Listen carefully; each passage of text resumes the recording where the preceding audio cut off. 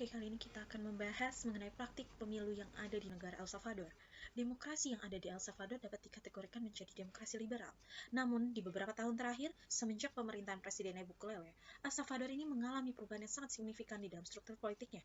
Sehingga, bisa dibilang demokrasi yang ada di sana sudah demokrasi seperti terbatas, karena banyak sekali kritikan, karena dianggapnya itu semakin otoriter.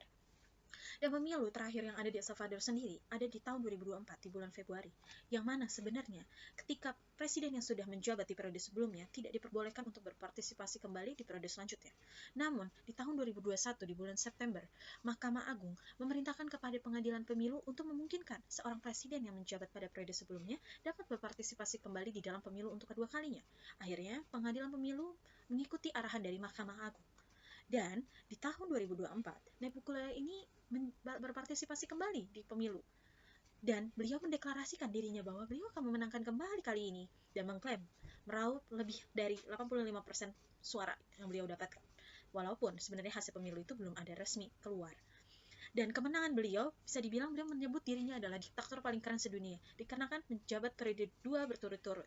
Tapi, tuduhan Bukele ini banyak sekali dibayangi dengan diduga melanggar HAM karena beliau mengutak-atik konstitusi El Salvador agar bisa kembali untuk berkuasa. Dan selama kampanyenya, Bukele ini menggugurkan strategi keamanannya, yaitu menangkap lebih dari 75 warga El Salvador tanpa dakwaan. Penahanan massal tersebut itu menyebabkan penurunan tajam di tingkat pembunuhan secara nasional di negara tersebut. Karena El Salvador sendiri terkenal sebagai negara paling berbahaya di dunia. Sehingga banyak sekali geng-geng yang ada berkeliaran di sana yang tiba-tiba menyebarkan individu, disamperin gitu ya, dimintai data pribadinya seperti ID card atau KTP, nanti dicek alamatnya, jika itu bersimpangan dengan geng tersebut maka akan dilakukan pembunuhan. Sehingga Bukele ini memberantas semuanya hal tersebut. Dan alhasil, penjara di pemerintahan Bukele ini sangat penuh. Dari 84.000 misalkan, itu menjadi 150.000 orang yang ada di dalamnya tersebut. Lalu, sistem pemerintahan yang ada di El Salvador sendiri ini merupakan presidensial, yang mana tadi presiden memiliki peran sebagai kepala negara maupun kepala pemerintahan. Dan presiden yang bertanggung jawab atas kebijakan yang ada di dalam negeri maupun di luar negeri. Dan pemilihan presiden melalui pemilu yang tadi dipilih secara langsung dengan masa jabatan selama 5 tahun. Lalu, sistem pemerintahan legislatif, yang mana majelis legislatif itu terdiri dari 84 anggota, dan anggota ini tuh dipilih melalui pemilu dengan masa jabatan 3 tahun dan dapat dipilih kembali nantinya. Dan sistem peradilan di El Salvador sendiri itu terdiri dari Mahkamah Agung, yang mana Mahkamah Agung ini berfungsi untuk sebagai penjaga konstitusi. Namun sayangnya di pemerintahan Bukele itu banyak sekali mengganti banyak hakim, yang mana itu memicu kekhawatiran tentang independensi yudisial. Dan sistem kepartaian yang ada di El Salvador sendiri ini adalah sistem multipartai, yang mana dari dulu partai politiknya itu ada 2, yaitu Partai Politik Arena dan FMLN. Arena sendiri partai konservatif kanan yang memiliki basis dukungan di kalangan bisnis dan militer, sedangkan FMLN merupakan partai sayap kiri yang dulunya adalah kelompok gerilya di masa perang sipil. Partai ini juga memiliki basis dukungan di kalangan pekerja maupun masyarakat yang menginginkan perubahan sosial. Namun sayangnya, kedua partai ini saat ini tuh sedang ada pemberitaan mengenai korupsi dan sebagainya.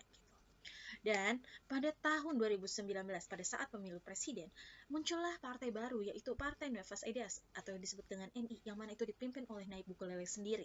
Dan NI ini merupakan partai populis dengan pendekatan non-konvensional dan reformis. Dukungan besar terhadap Bukele membuat si NI ini tuh menguasai majelis legislatif dan pemerintahan daerah. Dan karena tadinya ada NI ini seperti mendominasi, itu tidak terlihat seperti multipartai, seperti partai sistem dominan saja gitu. Karena memang dominasi NI ini tuh mengarah pada situasi di mana partai ini tuh dapat mengontrol sebagian besar posisi kunci gitu. Jadi misalkan ada kursi sebanyak 60, itu 58 sendiri itu diisi oleh partai NI gitu. Karena memang ya tadi dua partai sebelumnya itu sedang ada kayak pemberitaan korupsi, sehingga mungkin ya akhirnya masyarakat memilih partai NI ini, yang mana juga akhirnya Bukele memberantas semua orang-orang geng-gengnya itu yang membuat awalnya itu tidak nyaman gitu, sehingga menekan sekali jumlah kasus pembunuhan gitu yang ada di menekan berkurangnya gitu jumlah kasus pembunuhan yang ada di El Salvador ini sendiri. Dan apakah etnis maupun agama itu sangat berpengaruh di El Salvador? Etnis maupun agama itu seringkali menjadi basis identitas yang sangat kuat di banyak tempat, begitu pula di El Salvador.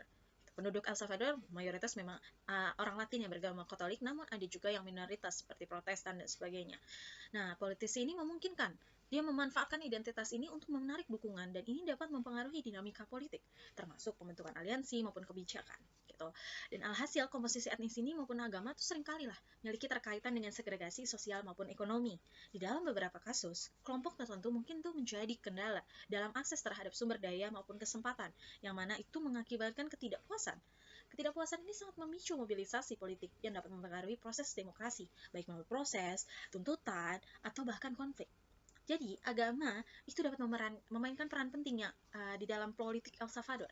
Gereja-gereja Katolik maupun Protestan itu bisa dibilang tidak hanya menyediakan dukungan moral, tetapi juga terlibat di dalam gerakan politik.